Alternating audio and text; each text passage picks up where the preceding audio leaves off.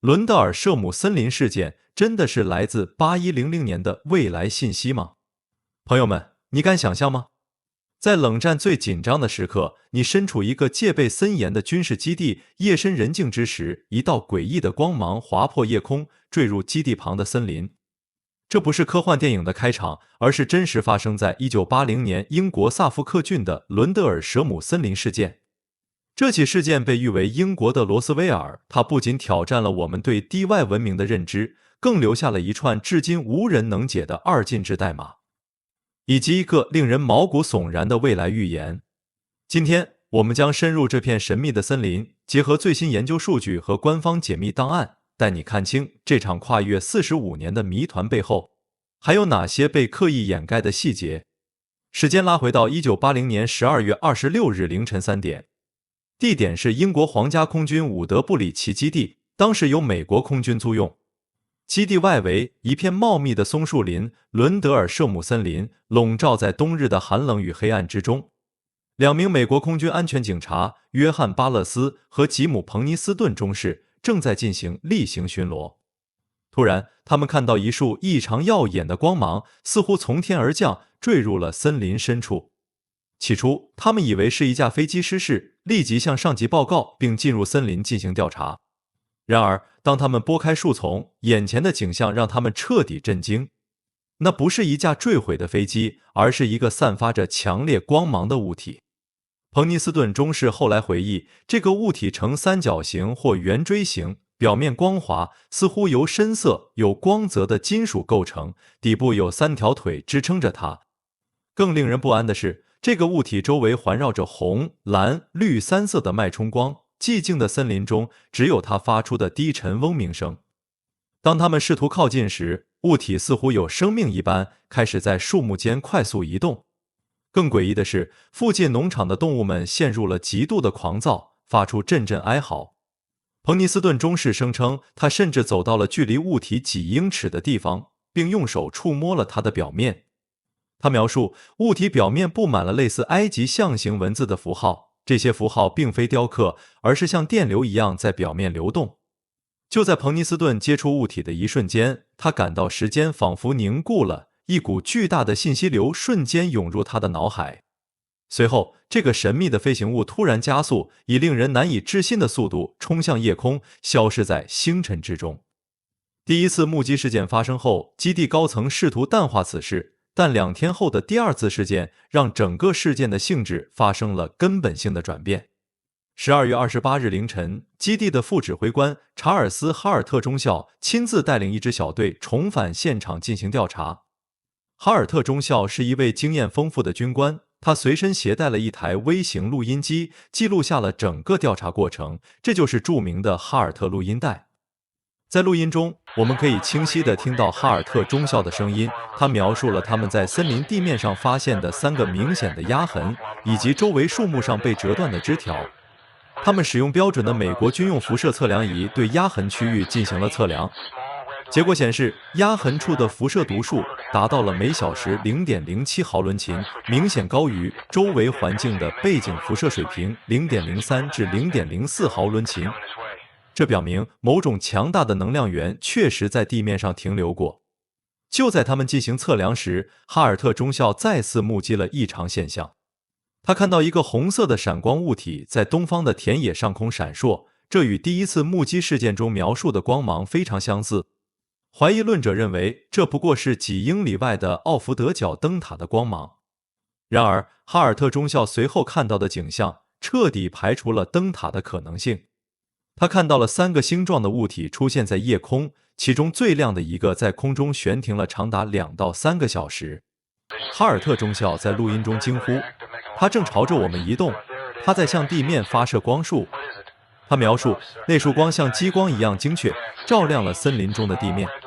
一個經驗豐富的空軍中校在現場用錄音記錄下的證詞，讓這起事件的真實性變得無可辯駁。倫德爾舍姆森林事件之所以如此引人入勝，不僅僅在於軍方人員的集體目擊，更在於彭尼斯頓中士聲稱在接觸飛行物後接收到的那串神秘的二進制代碼。彭尼斯頓中士在事後將腦海中湧現的這串代碼記錄在了他的筆記本上。多年後，這串代碼被專業的二進制代碼專家和研究人員破譯。破譯後的信息簡直像是一封來自未來的信件，其內容令人震驚。人類探索6668100，為了行星進化的持續，你們起源之眼。起源年份8100，最引人注目的是8100年這個時間點，這讓許多 UFO 研究者提出了一個大膽的假說：這個飛行物並非來自遙遠的星系，而是來自人類的未來時間旅行者。他們穿越時空，試圖向1980年的人類傳遞一個至關重要的信息。更令人匪夷所思的是，這串二進制代碼中還包含了一系列精確的地理坐標。這些坐標指向的地點並非隨機，而是地球上最神秘、最古老的文明遺址和能量中心。來，我們看看有哪些坐標。52.094253N 13.131269W， 這是海布拉塞爾，愛爾蘭傳說中每7年才出現一次的神秘凱爾特亞特蘭蒂斯。16.763177N 89.117768W， 這是伯利茲卡拉克爾宏偉的瑪雅文明遺址，曾是瑪雅最大的城邦之一。34.800272N 111.843567W， 這是美國塞多纳，被認為是地球上的能量漩渦中心。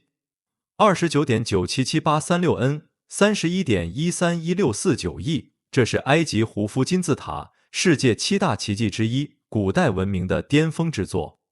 14.701505S 75.167043W， 這是秘魯納斯卡線條，只有從高空才能看清的巨大地畫，用途至今成謎。36.256845N 117.100632E， 這是中国泰山，中國五岳之首，古代帝王封禅之地，被視為通天之所。37110195N 25.37228EE， 這是希臘阿波羅神廟，古希臘文明的重要象徵，與神話和智慧緊密相連。這些坐標仿佛構成了一張地球文明關鍵節點圖。信息傳遞者似乎在暗示，人類的起源和行星進化的關鍵就隱藏在這些古老的遺址之中。這讓整個事件從一個簡單的 UFO 目擊上升到了對人類歷史和未來命運的深刻探討。當然，對於倫德爾舍姆森林事件，科學界和懷疑論者從未停止過尋找合理的解釋。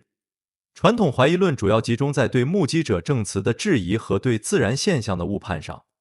他們認為，第一次目擊事件中的光芒很可能是一顆在南英格蘭上空燃燒殆盡的流星或火球。而哈爾特中校看到的紅色閃光就是奧福德角燈塔的光。